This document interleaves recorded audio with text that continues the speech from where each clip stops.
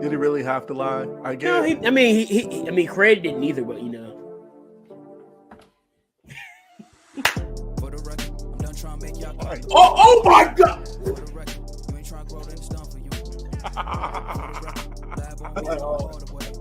I could have caught that. Ain't trying to Say it again. for the record, for the record, yeah. For the Because we've seen what Adesanya can do. record, Oh, we see what our lasagna's done.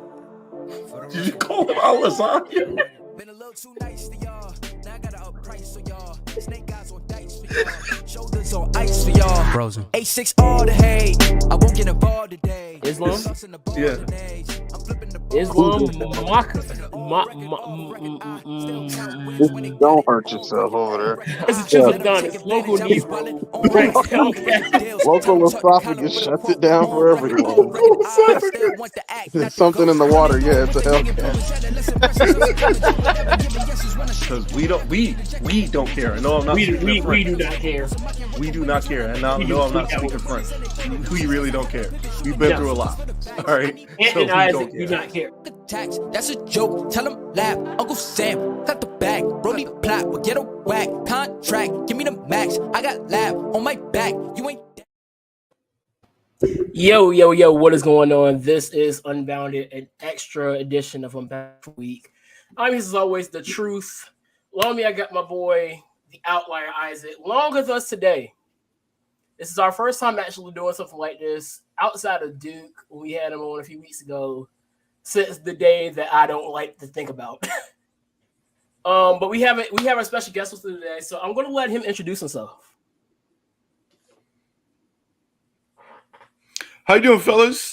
They call me STIX. I am the world's most famous plaything, coming at you live, large, and in charge through the Unbound podcast. What's going on, fellas? What's going on? What's going on? Now, How's the your first day time going? I heard about you, I was watching the first ever episode of CYN, Control Your Narrative Wrestling, and I was like, this guy sounds very interesting. And then I decided to go ahead and follow you on Twitter, and then I noticed that you were even more interesting in individual. So I was looking at your bio. You said you are a short guy with cerebral palsy. Yes, sir. First thing I want to get to, because I work in the public school system and I've dealt with kids that have had cerebral palsy. How has that really motivated you to do things that you want to do in your life? What is your motivation? So I got really lucky in that my cerebral palsy is a mild case. I don't know if this is still true, but when I was born, it was the second most mild case on record. It affects my lower extremities, my legs, my balance, my fine motor skills, things like that. But like, being that I grew up kind of with parents that were a generation older than my friends, say in school, I kind of had that old school, like rub some dirt on it. It's going to suck anyway. You might as well do what you want to do mentality. And my parents never really said, oh, you can't do that, or you shouldn't do that because you have cerebral palsy. Like I've had doctors tell me that my whole life. Oh, you're not going to walk. You're going to be stuck in a wheelchair. You're going to do this, this, and this. And like, I've never said to myself, oh, you shouldn't try, right? Like no matter what it is, you should always go for it. Even if you fall flat on your face. And trust me, I fall on a regular basis. So like getting up is not a big deal, right? What drove you to professional wrestling exactly? You know, like why professional wrestling? So wrestling for me, and I tell this, this is cool because we're talking about control your narrative and what it's all about. But wrestling honestly saved my life. Kind of a quick thing because it's just wrestling, right? But I want to say I was 11 years old, and I had just moved to Florida, and I was in 6th grade, and I was getting picked on a lot because I was the kid in the wheelchair, but I was in regular ed classes, right? So I was with all the normal kids, if you will. But I was getting picked on a lot, and there was one particular where I was in the bathroom and I was in the handicap stall, and some fellas came in and they saw the chair under the stall and they held the door shut and they bombed me with wet paper towels, right? But it wasn't water. They had dipped the paper towels in the urinals and they were throwing them over, right? So I go home and I'm devastated. Like I didn't tell anybody. Like you can't tell anybody because it just makes it worse, right? So I'm in my room and I didn't know what to do. I was a new kid. I didn't have any friends. I didn't have any real direction, if you will. And I wanted, I wanted to kill myself.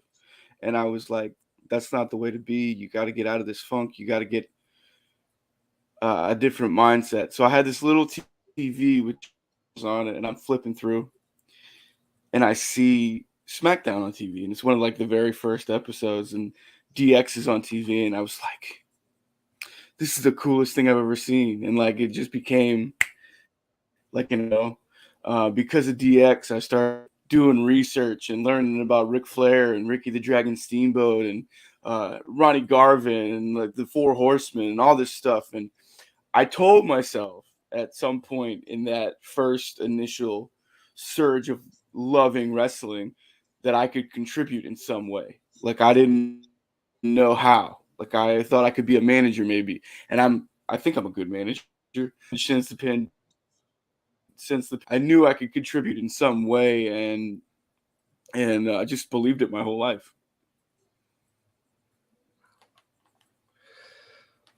So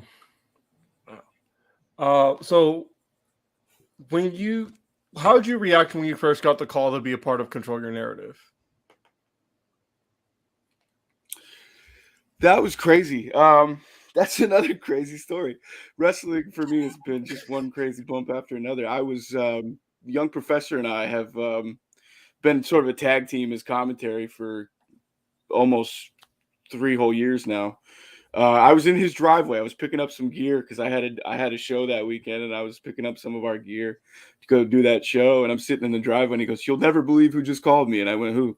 He goes, "EC3 just called me. He wants us to do work for him." And I said, "Okay, let's go." And I had sent EC3 messages months prior, just trying to get noticed and try and have a conversation with him. And like, he's always been very cordial to me. He's a great guy to talk to. You can just reach out to him and talk to him.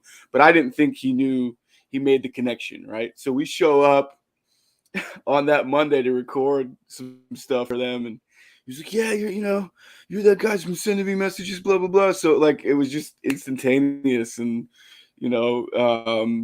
so when young professor told me that, he's literally standing in his driveway about to go do an event. I'm picking up some stuff for the weekend to do an event, and kind of blew my mind because I had been hyped about working with them since they showed up on the scene. Did you think that when you first heard the concept of Control Your Narrative, did you think it would blow? Did you think it would be like a live show? Did you expect yourself to do a live show for it? Like as far as what happened, like, did you expect like that show that happened in Dallas?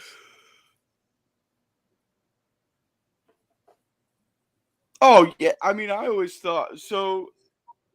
I didn't understand what Control Your Narrative was at first, right? I always knew it was going to be something different and avant-garde and things like that. But when they started doing live shows, I was like, "Oh, this is where we're going to fit in perfectly," because they're going to need people to help tell that story aside from the narrator that you see on the Free Your Narrative specials.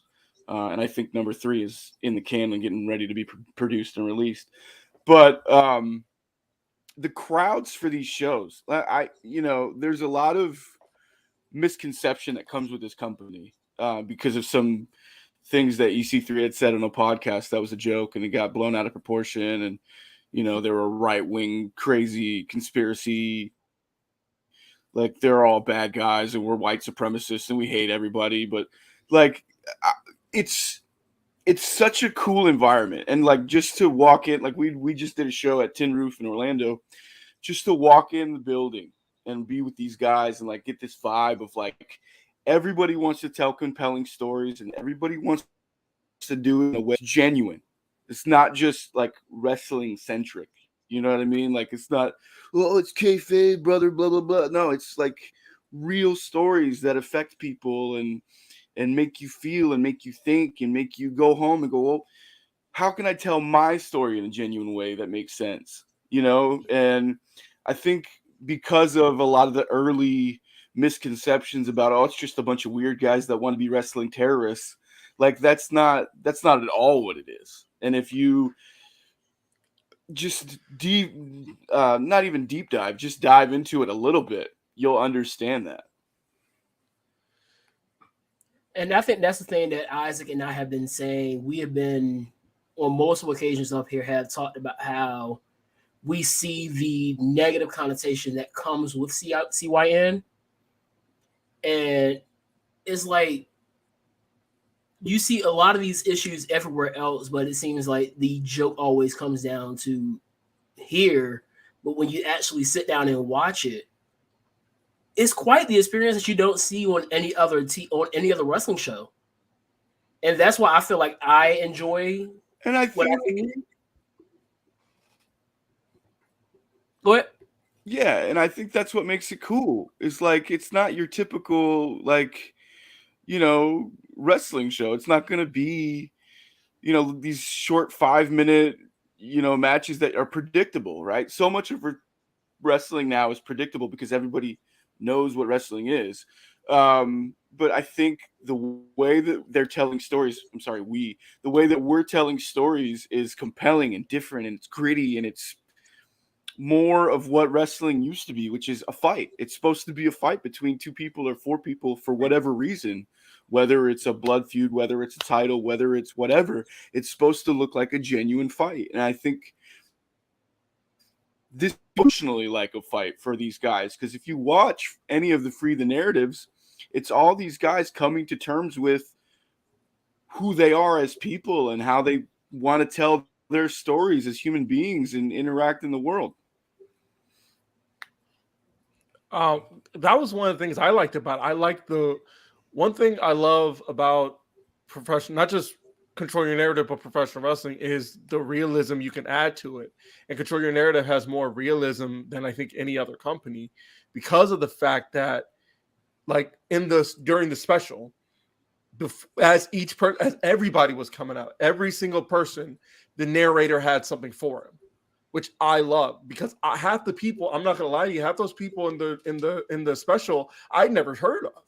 You know, I think we saw one guy. BCW. Yeah, his I can't think of it.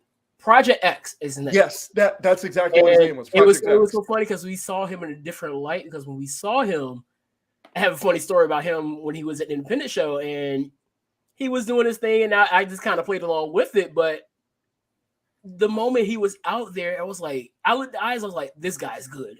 Yes. And we both even said we saw him the first time, we're thinking that guy has something to him. You know, like he's got potential. And then when we saw him on the Control Your Narrative show, we're thinking, like, there it is. You know, there he is getting that opportunity that we hoped he'd get the last time we saw him. And the fact that we heard the back, like I said, I love my favorite part easily of the show was the backstories for every single person that came out there, because now some of them I kind of knew. Like I knew Vincent, I knew Killer Cross. You know, I'm actually he's a huge fan of his. You know, I knew some of that. I knew Scott. Well, Scotty Too Hottie, but I can't remember the name Taylor. he went by in the show. Right? So what? His real name, yeah. Yeah. But you see what I'm saying? I knew that, but it was like, and then I knew Adam Scher. And then Eric Redbeard, you know, I knew those guys. But then the fact that I got introduced to a whole slew of people that now I'm even more curious, and Fodder too. You know, I got introduced to even more people. Now I'm just like, okay, now I'm even more curious. And now I'm just holding my breath for the next one. And so that's the best part. That's the best part. That's so good to hear. Because that's what we want. You have all this talent. All these guys, even myself and young professor, like we've been around Florida, we've been around Georgia, we've been around, the Southeast, but like nobody knows who we are, right? But like you talk about guys like Fodder, that guy's been a bona fide rapper, producer. He's got his own supplement company. The guy is a hustler, and not only that, but he's a hell of an athlete. And he's only been in the business now, I think, less than 2 years, I want to say. But like, still, look at him. You know what I mean? Look what he's doing. Look at his body of work. He's all over North Carolina, South Carolina, wherever he can get booked. He's booked, and it's because of Control Your Narrative. Yeah. Yeah. I just know I'm looking forward to see what else you guys have. That's for sure. Oh, definitely. Me too, Definitely. man. Me too. Definitely. like after the I'm even trying to go to one at one point because I gotta experience it in person. And didn't they have? I know one thing that it didn't really catch headline. It kind of caught headlines about how they said they had a rant room where you could go in and you could say things about about whatever talent was there, and they had to take it. And I think Austin Aries went in there, and then they said nobody showed up or whatever. What was the deal with? What was up with that? So if you buy a VIP ticket to a Control Your Narrative show, they have what's called the rant room, and you can cut a 3-minute promo on any wrestler you want as a fan, and that wrestler will stand there and take it and promo back with you and stuff like that. There was one guy that did it, and he bought a VIP ticket just so he could cut a promo on Austin Aries. And this dude, and you'll see him in the special, he's up on the stage. He's a big man. He's just a big dude just sitting on the corner of the stage. But he paid a lot of money just to cut a promo on Austin Aries. I think only because Austin Aries is a vegan. So I don't know if that was like the shoot reason why he wanted to cut the promo on it. But like, just a fat guy wanted to cut a vegan promo on a vegan guy. So that's kind of cool. Because my thing, I thought it was a really good idea because we live in a society now, and sorry, Father, I had to say it, but where people can say what they want to say behind a computer screen. So you see a lot of times where I've seen it with my own eyes, how people have cracked jokes about EC3 for just bringing in guys like Austin Aries. They've said things about Austin Aries. They've said things about Fodder because he had a match against Gunner. That's how I kind of introduced the Fodder. And so they say all these things, but if you give them the opportunity to say it to your face, it's like they get jumbled up in the mouth. They don't know what to say after that. Well, and a lot of fans get in these modes where they think that they can cut a promo, right? And we talk for a living, so this is what we do. So talking exponentially off the cuff, off the top of the head is easy for us because that's what we do, right? But if you get a fan in a situation where they're in front of a guy that's a genuine bona fide star and they want to say what they want to say, chances are 99% of the time it's not going to come out the way they want. Right. Whether it's on Twitter or in person or in video, whatever. Right. And I love that we're giving fans the opportunity to just say what they want to say. And there's so much talent that you haven't even seen yet that I think, like, if you watch Free the Narrative 3, there's going to be a feature on a guy named Bobby DDT. And his name is Bobby Fonte. He's been a friend of mine for as long as I've been in the business. He's a great dude. His story, I'm not going to give you any spoilers, but his story is great, and I can't wait for his story to be told. And they gave him the name Bobby DDT, and the kid is over at shows. Like, they tell his story at shows, and like the crowd in Orlando was hot for him, man. He was in the main event with Adam as a tag team, and they went up against these three. It was great, man. I can't wait for you guys to see it. I can't wait. I'm excited for it. Did you? Yeah, definitely. Do you? I'm trying to figure out how to word this. The fact that it is set up like Fight Club, essentially. Do you think that gives it? And I know this is kind of a redundant. It's going to sound like a redundant answer, but do you think this? Do you think the fact that it's set up like Fight Club adds a unique flavor to it? You know what I mean? Like just the Oh, way 100%. you know. Yeah, 100%. Absolutely. Where else do you see that? I mean, I know they tried it on Raw with whatever Raw Underground or whatever Underground. that was, right? But Yeah. but when you see even at a live show they'll do it. It's called Fight Pit, right? And they put all the prospects around the ring, right? And then they'll have a match and somebody will jump in and they'll fight. Like the whole thing with Control Your Narrative is if you want to be here, you have to fight. You have to. If you want to tell your story, if you want the right to tell your story the way you want to tell your story, you have to fight. And a lot of people don't get it yet, and that's okay. It's not supposed to be an instantaneous thing. It's like vegetables, man. They grow on you, right? Yeah.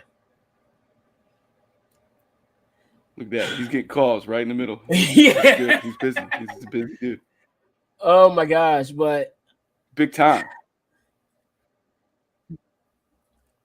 so outside of CYN, what are some of the things that you are into?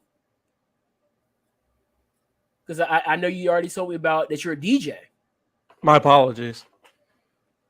Oh, you're good. You're good, baby. Big time. Got to make them calls. Got to make that money. Yeah, so I'm a strip club DJ by trade, right? That's what I do most days of the week. But also, I do shows in Florida. I do shows in Georgia. We just did River City Wrestling Con, one of the biggest wrestling cons in the Southeast. I got to do a panel with Road Dogg and Billy Gunn.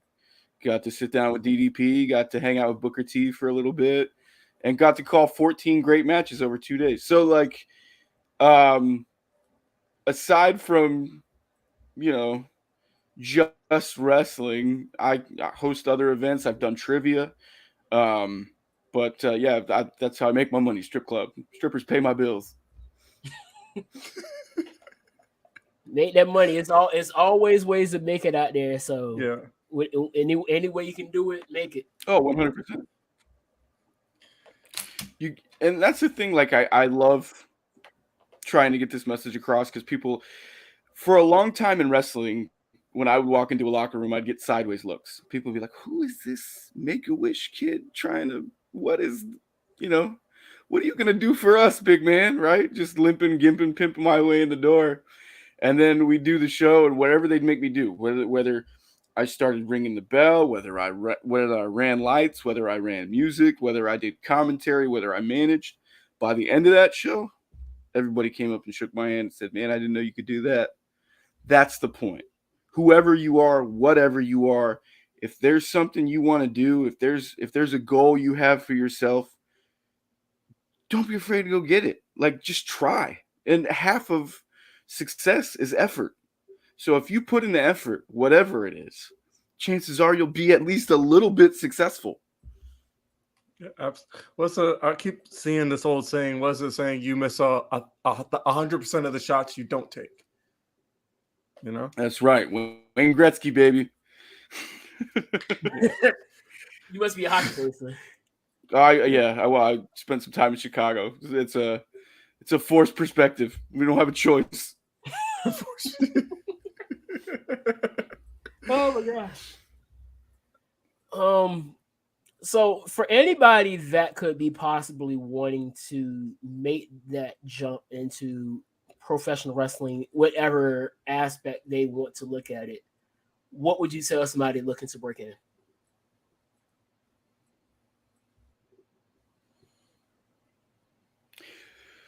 Find a good school, first of all. Get trained. There's a lot of, like, I've taken bumps. I know how to throw a punch. I know how to take a kick. I know how to, work a match per se. I may never have a 5-star Dave Meltzer burn the house down deal, but you know, I know enough to understand what it is. So get trained by somebody who knows what they're doing and can teach you psychology, first of all, no matter what you want to do, whether it's production, whether it's photography, whatever aspect of the business, understand the business first. Because I think a lot of times, and I have a lot of, I don't want to say contempt, but like fans think they know because they watched a documentary or a special on the network, but you don't know until you live it, right? It's like having cerebral palsy. I can try to explain to you what having cerebral palsy is, but unless you live it, unless you try to take a step with these janky ass legs, you're not going to get it, right? So if you want to be in the business, whatever aspect of it, get trained first and then isolate yourself on whatever part of the business you want to be successful at. That's a really good point. Very good. Very nice. Do you see, how far do you think you want Control Your Narrative to go? Because I see it going, like, I'm looking at years down the line. Like, I want this. I never want this. Oh, I agree. Yeah, I agree 100%. I think it can be another major brand. I really do. I genuinely believe that. I think there are some things we need to tweak and make better, and there's always room to grow and improve. But I think we're on the precipice of seeing a shift in the business. The return to telling compelling stories and not just talking about moves and stars and all that bullshit, right? The point of wrestling, the whole point of wrestling is to grab you and hold you and tell you a story that connects with you. And that's what Control Your Narrative is all about. It's about a bunch of guys who everybody thinks is not good enough. The everybody that is professional wrestling, everybody thinks is not good enough, but they're going out there and they're having some of the best matches I've ever seen. They're telling some of the best stories I've ever seen. They're gripping people and they don't even know it, right? I was at a show with some of the boys a couple weeks ago. We did a charity show with Elijah Burke for his charity, the Love Alive charity that helps homeless people in Jacksonville. And we were sitting there talking and I go, you guys don't know how many people are seeing what we're doing and talking about it and thinking about it and becoming fans, whether you know it or not, right? And like you guys, right? I reached out to you guys in March and then Duke, you know, hey, you know, these guys want to talk to you. All right, let's go, you know? And I certainly genuinely appreciate the platform. I think you guys are doing great work and keep doing what you're doing. Thank you. Greatly appreciate it. And anytime I can jump on, please, you know, say the word.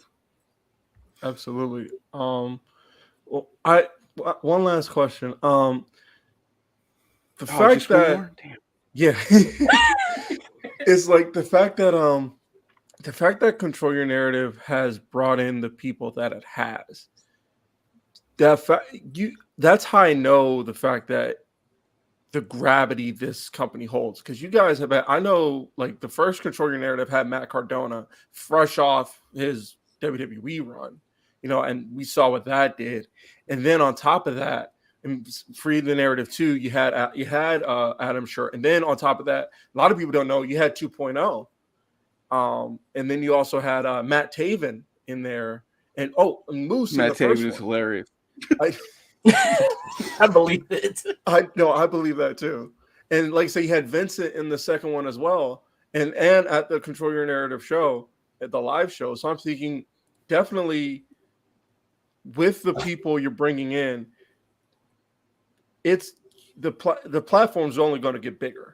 And this is not me. I don't really think there's a question on this. This is just me, like, just basically saying how much I love it. I love all of this. I really do. Like, the fact that we got what we have, where it's at right now, I only want this to go on. Right. Like, and I've said with Isaac, I say this about everything, because even when we're talking about sports, I love a good story. Yes.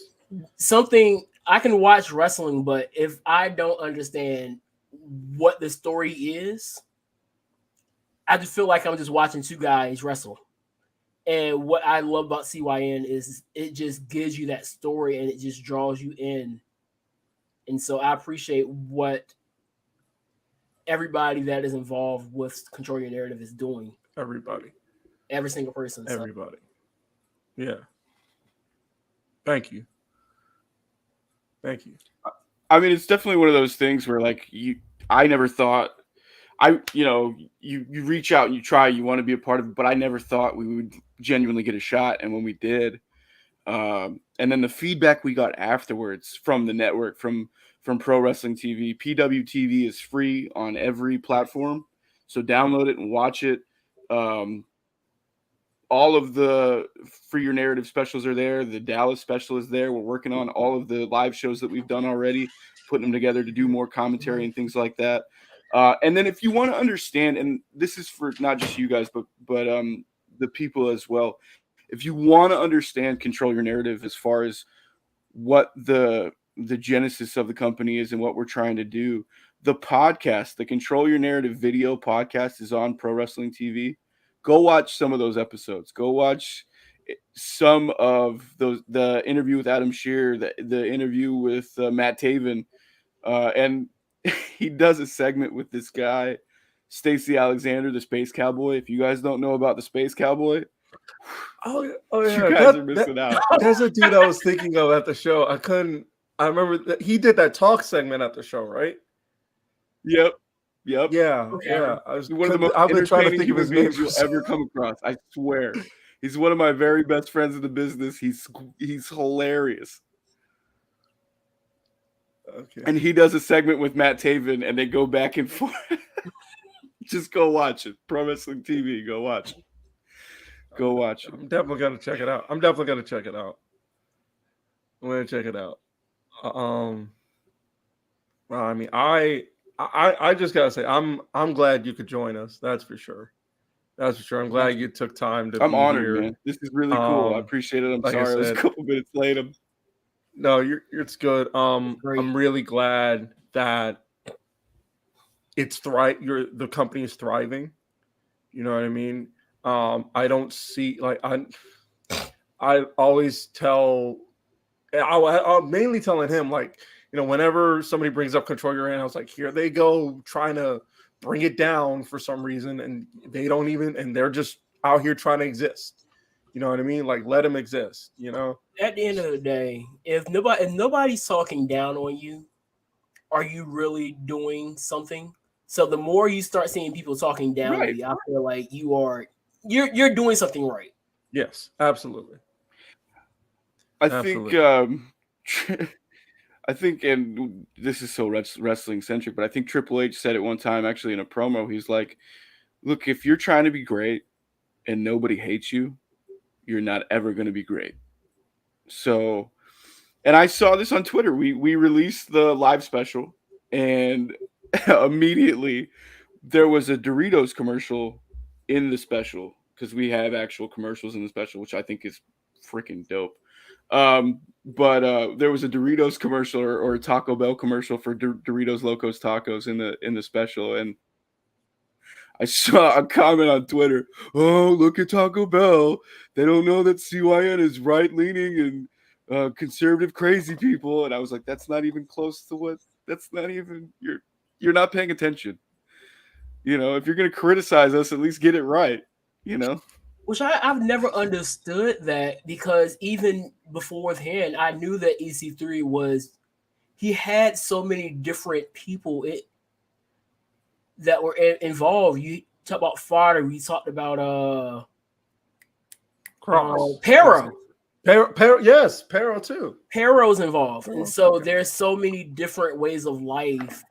And even before the special came out, it was a whole conversation of where were the black people, and then the live show comes out. Right off the top of my head, Dante Smiley. Dante Smiley is an amazing talent, because I even shouted him out while watching the show, and you saw how many people were saying, "Wow, this dude is good." And so again, CYN, and it's not. He's even better live, man. Up close and personal. We're inclusive. You're not. don't talk about me about it. And that's what CYN is doing. They're not, we have all these people. No, we're going to show you.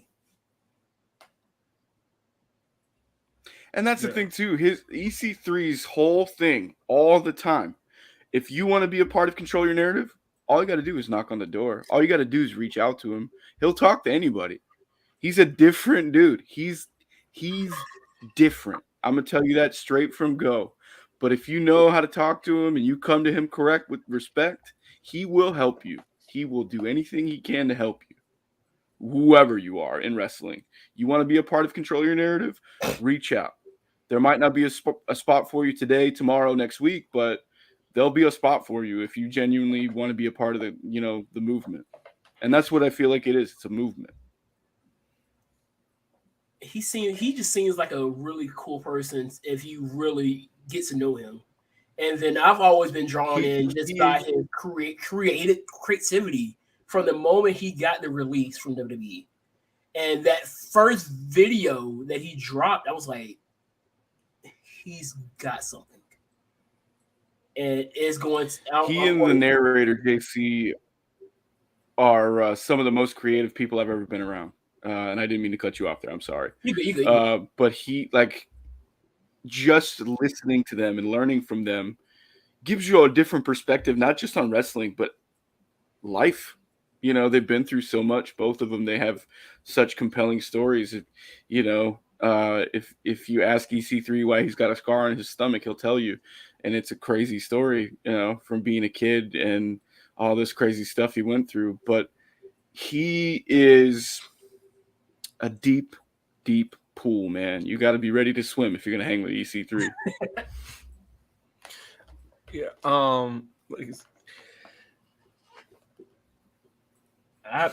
I lost my train of thought. Oh, that's bad. Yeah. So what's that?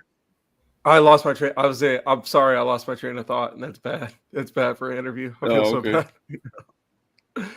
It's all good. I'm here looking pretty. Don't worry about it.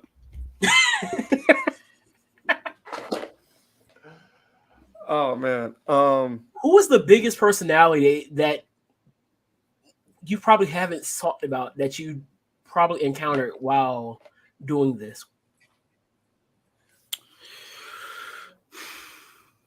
I don't know if I can say. I don't know if we're ready to say yet. I think just a couple minutes I had with him backstage was pretty cool. Was Adam Shear. Just not even everybody knows Titan, everybody knows Braun Strowman. He's another one that's just different. They're just different. And that's the thing about wrestling, especially indie wrestling. A lot of guys want to be wrestlers. A lot of guys want to be in the business. There's a difference between a wrestler and a professional wrestler. There is a difference. It's a different level. You have to walk a certain way. And for me, I just sort of walk how I walk. But you know what I mean? There's a way you dress. There's a way you talk. There's a way you present yourself. There's just an air about these people. And if you want to be on that level, you have to be ready to play at that level. A lot of guys want to just be wrestlers and do flips and say they had a match, right? But I want to be great at this. I don't just want to be another indie guy. I don't want to just say I was a wrestler and in the business and all this stuff. I want to be great. And to be around people like Adam Shear, like EC3, to get to learn from guys like Carlito and Booker T and DDP and all those guys I mentioned earlier. If you don't take away from that, you don't belong. And that's just how it is. And I'm saying that as a guy who people look at on a regular basis and go, that guy doesn't belong here. Until I do what I do, and then they go, holy crap, I didn't know that gimpy son of a bitch could do that.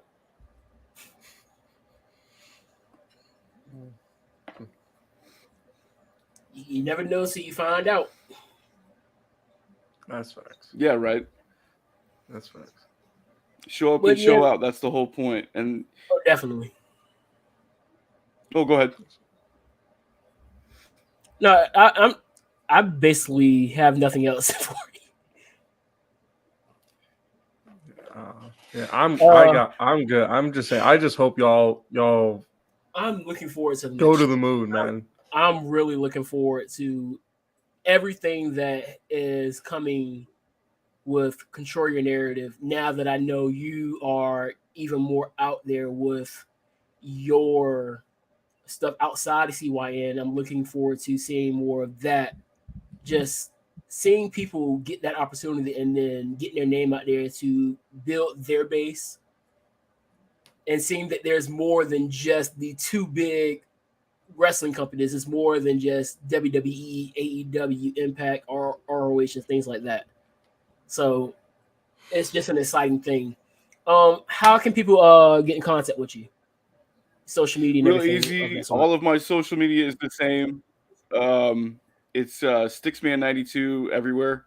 Facebook is STIX, the world's most famous plaything. But Instagram, Twitter, all that STIXman92. Real simple. STIXMAN92. tpublic.com. I have merch. STIXFix is the page. Buy some t-shirts. Put your boy over, if you will. Pro Wrestling TV. Watch all the stuff. Jump on the product. Tell us what you think. If you don't like it, tell us you don't like it. If you love it, tell us you love it. If you think we need to change some things, tell us you think we need to change some things. Opinions are valued in the narrative. That's what it's all about. Definitely. Well, it's been great having you, man. Definitely, we will be looking forward to seeing you again. This will not be the last time you join us on the podcast, so definitely we'll have you up again. Yay. So, with that being said, ladies and gentlemen, we'll get up out of here. Peace, love, pop stars. Remember to drink your water. See y'all on the next one. Sliding it like a wet flow. Already fried from the get-go. Alligators look like gecko. Every